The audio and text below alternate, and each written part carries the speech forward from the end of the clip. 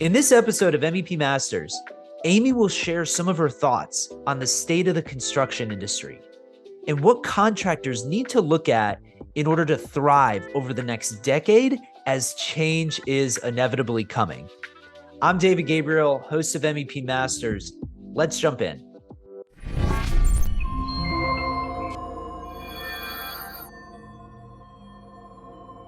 All right, Amy, thanks for coming on the podcast. Thank you. Thanks for having me. I'm so excited for this podcast. For those that are listening, Amy is a special guest.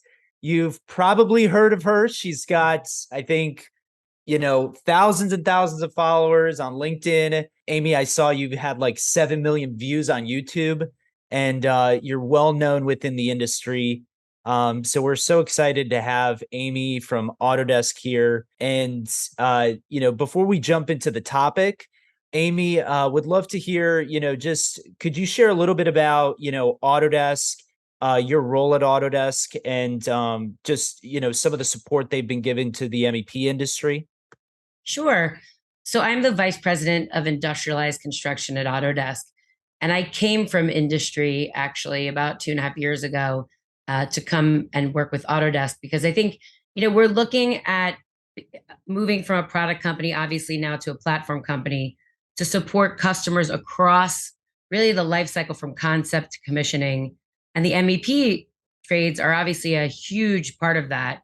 So I've always been a big supporter of the trade contractors, having been a contractor myself in the past. And we are really supporting people with making sure that their data and their information is really cutting through. That's awesome.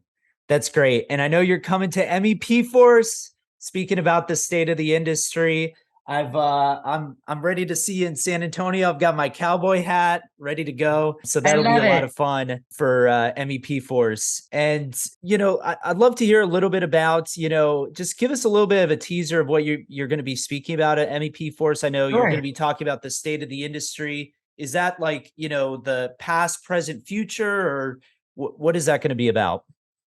Well, I love going to Texas. I just came back, so I'm going to put this is the closest I could get to a cowboy hat with my fashion. I love it. I'll wear that for now. I think what's really great about going to MEP Force is that, first of all, I've been going for a long time, and I really appreciate the conversations that are going on there. This year, when they asked me if they could do a special keynote where I'd really be doing more Q&A and a fireside chat, I think it's important because I always love talking to people and being challenged on ideas and evolving our ideas. But I'm going to be talking about, the current state. And I think the near term future, some of the challenges and opportunities, as well as the long term, state of what I believe is happening and what many believe is already happening in our space that could truly impact people's businesses, both positively and potentially negatively if they're not aware of those. So that's what I'll be talking about.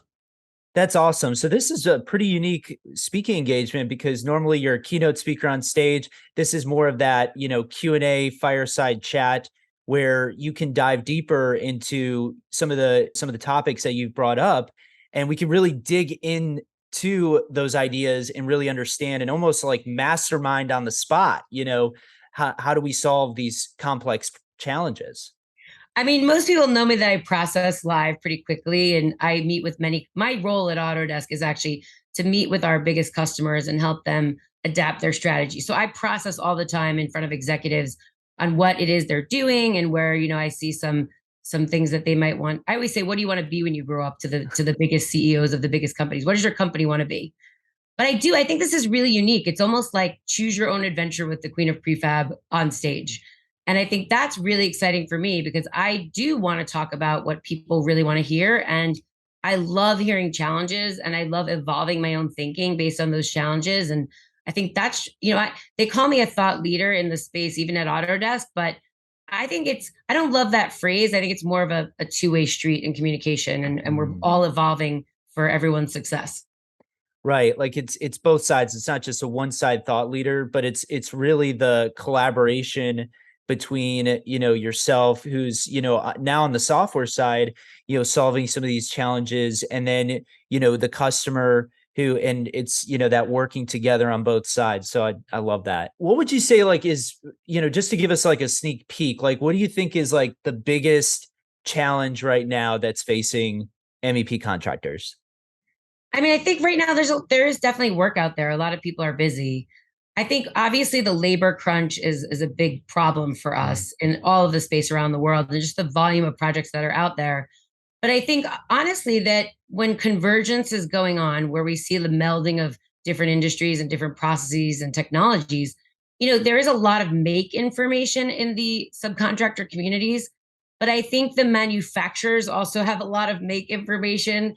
So when you are looking at something like a skid and 70% is made by a manufacturer, and the skid is pretty much what's left over with some fabrication, there's a lot of pressure from the manufacturers to move sort of ahead in the process in front of those MEP contractors. So I think that's a big challenge. And being able to articulate what you make we always talked about productization for many years, and now everyone's talking about productization, this and that.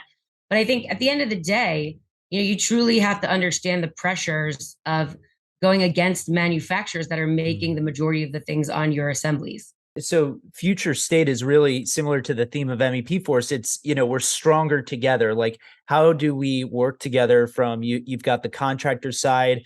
I remember, early in some of the earlier MEP forces, it was around getting that, the contractor earlier into the process. And now it's connecting them with a lot of the manufacturers. And this data exists, right? And it's an asset, and it's, accessing that data. Is that similar to what you're saying?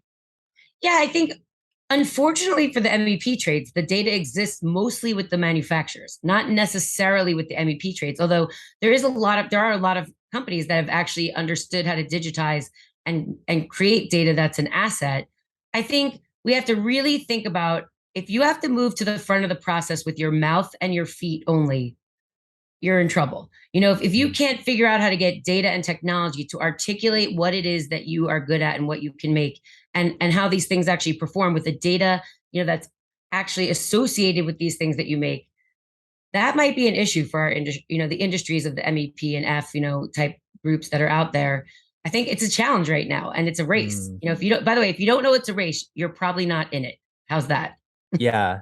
Yeah, I've definitely seen that, and just talking with some of our customers at Evolve, it definitely is a race. This is a unique time where I think a lot of the giants are going to be made during this time. And those that are figure out how to get because the work is out there, just like you said. So it's who's able to create the operations that can accept that work, and then also leverage their assets, their people, Right. technology, data. I mean, this is the era of manufacturing informed design. Mhm. If you're not thinking about your operation like you want to change your fab shop to a manufacturing facility and start creating data and digitizing like manufacturers, you might just miss it. Give us just a quick glance into the future. I know you're going to talk a lot more about this at MEP Force, but just what do you foresee as, like 5 years from today, or even 10 years down the road, like future state? Like, what does business look like for the trade contractor? It's funny. I think we're not an industry in our built environment. We're an ecosystem of industries, right? Mhm. But I like to use this phrase expected experience. My expected experience in life is that on my Apple Watch right now, I could order a pizza, customize it, see when it went in the oven, know when it came out, see when it's actually in transport, understand which car is going to pull up to my house, probably see a picture of the driver and their license plate, and watch a video of them on my watch as they come up to my front door to answer it, right? That Mhm. is my expected experience. When I shop at e-commerce sites, it's my expected experience to do queries at, you know, for whatever it is that I'm looking for, and see manufacturers, distributors, and also the original, some of the resellers on that site. And I want to compare. I think we have to start using that expected experience in our space to know that that technology exists Mhm. and will be implemented in short order as we start connecting this digitized world. If you're not thinking like that and you think it's going to be the same old, get your people with their mouth and their feet to the front, that's not how anything else is done in this world, right? Yeah. So think about expected experience, know that that is coming. And as our ecosystem has really been aging out, as people are coming up in this space, why would I do anything differently than the way I live my normal life? Why would I think that I would never get an estimate on something and know later not know what I was going to pay and not know when it was going to show up? By the way, we are still calling people on the phone who call somebody else, who call somebody else, who call somebody else to see when stuff is showing up on site. Think about the expected experience for anything else. We have a highly instrumented world where I could know on a computer screen where things are and when it's coming without even talking to a human being. And we have to use that expected experience in our future state coming forward because it's here and it's already here and it's coming even faster. I love that. That's so good. Like the technology already exists. It's here, right? And a lot of us use it every day. And that expectation of experience, is just going to accelerate as more millennials and then Gen Z enter into the workforce. And a lot of them, it's like they're going to want to work with companies, the companies that are able to create that type of customer experience. They're going to attract the best talent, right? Because that's what they're used to, used to that experience. That's their native experience now. Yes. It's funny. That's one of the reasons why I'm actually talking about this at a conference coming up, why it's actually at Advancing Prefab, because it's so hard to get talent right now. It's not that people are resigning and people are aging out. We don't have young people even applying, right? Like it's the great, not resignation, it's the great not applying, as I think it's Gary Vee that says that. And what's so important about that is they will come if they have that expected experience of what they want to do. Yeah. If you don't have social media at your company, if you don't have technology at your company, if people aren't able to do things like they could do just in their homes, but at their workspace and get that kind of recognition that they're looking for as young people in the space, you're not going to get those people. That's why they started doing those signings like athletes now for plumbing companies. If you're not going to put them on screen and say, I just signed so-and-so as a plumbing contractor these days, you have to start thinking about what the young people, what their expected experiences in their work life. They want it the same as the rest of their lives. It's not going to fly. That's so true. That's so good. And so many great companies have pulled from, other industries where those industries may be ahead in bringing some of those ideas into ours. And, I love the examples of like Amazon and how you buy shoes. Like I know you've used that many times, but it's a simple example, but that's existed for like, 10, like 10 years now, like right. Even longer than that. You know what I mean? So yes. You know what's funny about that? I was in a meeting with a bunch of MEP guys actually recently. And I said, this is going to be a connected, digitized ecosystem with commerce, like very soon. I actually believe in the next 2 to 3 years, if not sooner. But, it was an older gentleman who owned a company and he said, I think you're actually crazy. He said something else, but he said, I think I'll paraphrase. He said, I think you're crazy. And I said, am I? I'm like, listen, in 2019, Amazon had 145,000 different private labeled products under like 45 different brands. I put those brands in my mouth, on my skin, and on my hair, and in my baby's mouth, her skin and her hair, right? She's 14, not a baby anymore. But you think a pipe spool is so special? Like, you don't think I'm going to be able to buy a commodity assembly of some sort, even skids? Look, I buy generators like that now. You think this is so special, then you should wake up, because I don't believe that to be so special. I think that we will enable those companies that can understand the data to configure the pieces and parts in a better way, in a most effective way, and articulate that to show people like my pizza where it is, to inform designers so that we're not, as I like to say, drawing geometric boxes only, and we're not doing assumption-based design. Those teams that are able to articulate these things, they will end up being the winners. If you're not, you will not win. You can only hold on for so long. I truly believe that. And then you don't want to wake up one day and recognize that you've been left behind, because this takes time. And you're gonna have to start now foundationally to get ready.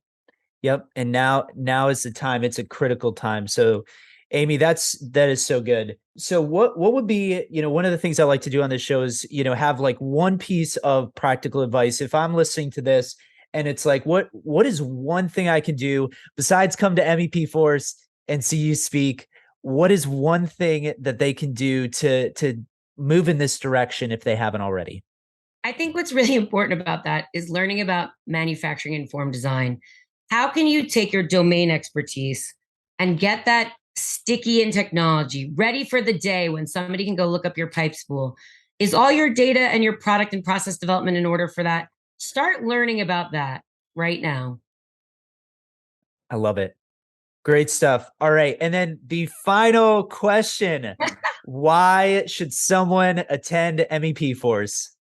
I mean, it's just one of the greatest shows out there for the trade contractors. I think, I have a love always for the trade contractors because I truly believe they have a huge opportunity right now. A lot of humble people work in the trades and own trade, a lot of the MEP trades. I just want to see them succeed. And I think everyone there has a great attitude about helping each other succeed and seeing what's out there and being really realistic about the world. So it is one of my favorite shows that I get to do every year. I think I did 70 keynotes last year, and it's probably in my top 3. So around the world, I love coming to MEP Force. It's one of my favorites. Awesome. Thank you, Amy. It has been great having you on the show. Appreciate it. Thanks, guys. Take care. Big thanks to Amy for coming on the podcast, and thank you, listener, for listening to this episode. Any questions or want to join me on a podcast? Email us at marketing@evolvemep.com. And once again, thank you to Amy Marks from Autodesk, and I'll see you next time.